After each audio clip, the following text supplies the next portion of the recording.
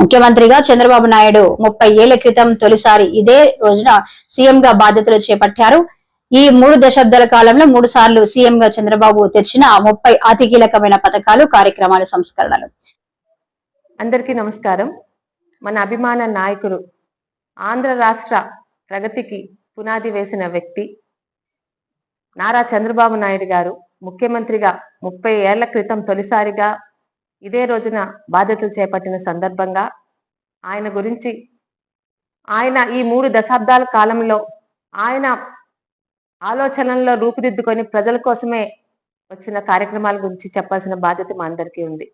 ముఖ్యంగా ముఖ్యమంత్రి అనే ఒక పదవిని అధికారంగా కాకుండా ఒక బాధ్యతగా, సేవగా ముందుకు తీసుకెళ్లిన మొట్టమొదటి ముఖ్యమంత్రి నారా చంద్రబాబు నాయుడు గారు. ఒక పదవిగా, అలంకారంగా ఆయన ఎప్పుడు భావించలేదు.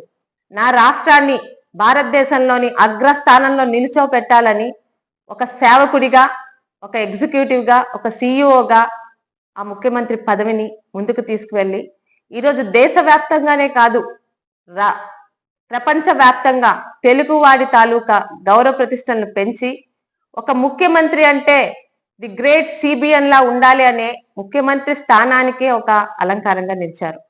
ఇక పదవులు అంటే ప్రజలతో మమేకమై చేసేలా కొత్త ఆలోచనలతో ప్రజల ముందుకు తీసుకొని వచ్చి, దేశంలోనే సంచలనం ప్రజల వద్దకు పాలన, అలాగే ముందన్నడు చూడని ప్రజల భాగస్వామ్యం జన్మభూమి కార్యక్రమం, ప్రజా చైతన్యంతో క్లీన్ అండ్ గ్రీన్ కార్యక్రమం, బాలికా విద్యకు ప్రాధాన్యం, మహిళలకు దీపం పథకాలు, కుల వృత్తులకు గౌరవం, బీసీలకు ఆదరణ పథకాలు, ఎస్సీల రక్షణ కోసం పున్నయ్య కమిషన్ సూచనల అమలు, బీసీలకు, మహిళలకు స్థానిక సంస్థల్లో పెద్ద ఎత్తున రిజర్వేషన్లు, మైనారిటీలకి సంక్షేమం, భద్రత, ప్రత్యేక పథకాలు, తొలిసారి డ్వాక్రా మహిళల సంఘాలు ఏర్పాటు చేసి ఒక డ్వాక్రా మహిళని అమెరికా అధ్యక్షుడ పక్కన కూర్చోపెట్టిన ఘనత, ఆ మహిళకి ఇచ్చిన గౌరవం ఇచ్చిన వ్యక్తి మన ముఖ్యమంత్రి చంద్రబాబు నాయుడు గారే.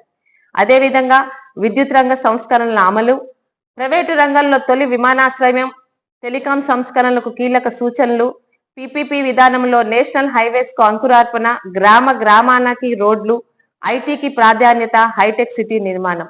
ఈరోజు 2 తెలుగు రాష్ట్రాల్లో ప్రతి ఇంటి నుంచి విదేశాల్లోని ఒక వ్యక్తి చదువుకుంటున్నాడన్నా, ఒక వ్యక్తి అక్కడ ఉద్యోగం చేస్తున్నాడన్నా దానికి పునాది వేసింది మన చంద్రబాబు నాయుడు గారు.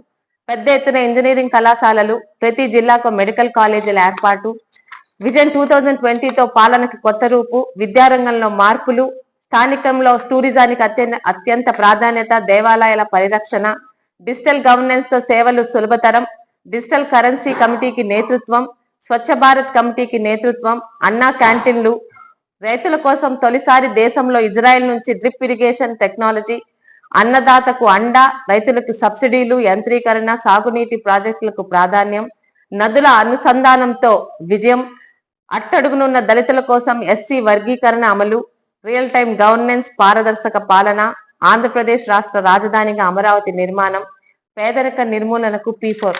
ఇవన్నీ రాష్ట్రాన్ని అభివృద్ధి బాటలో నిలపడానికి, ప్రజలకి మరింత సంక్షేమం అందించడానికి ఆయన ఆలోచనలతో రూపుదిద్దుకున్న కార్యక్రమాలు. ఈరోజు ఒక నాయకుడికి గెలుపోటములు ఉంటాయి, కానీ ప్రజాసేవకి గెలుపోటములు ఉండవు. అధికారంలో ఉన్న ప్రజల కోసమే, ప్రతిపక్షంలో ఉన్న ప్రజల గురించే పాటుపడిన ఏకైక నాయకుడు. కరోనా సమయంలో ప్రతిపక్ష పార్టీ నాయకుడిగా ఉండి ఆ టైంలో కూడా మమ్మల్ని అందరినీ దిశానిర్దేశం చేసి ప్రజల గురించి పోరాడేలా చేసిన వ్యక్తి. గెలుపోటముల్ని సునాయాసంగా దాటి ఈరోజు పడి లేచిన తరంగంలా గెలుపుని, ఓటమిని కూడా తన మైలురాయిలుగా మార్చుకుంటూ ఒక ప్రత్యేకత కలిగిన ముఖ్యమంత్రిగా మన రాష్ట్రాన్ని అగ్రస్థానంలో నిలుపుతున్న ముఖ్యమంత్రి చంద్రబాబు నాయుడు గారికి, ఈరోజు ఆయన టీంలో ఒక శాసనసభ్యురాలిగా పలాసకి ఎన్నో సంక్షేమ పథకాలు ఆయన సహకారంలో అందిస్తున్న సందర్భంగా మా పలాస నియోజకవర్గం తరపున, మా అందరి తరపున మీకు శుభాకాంక్షలు తెలుపుకుంటున్నాను. జై హింద్, జై తెలుగుదేశం.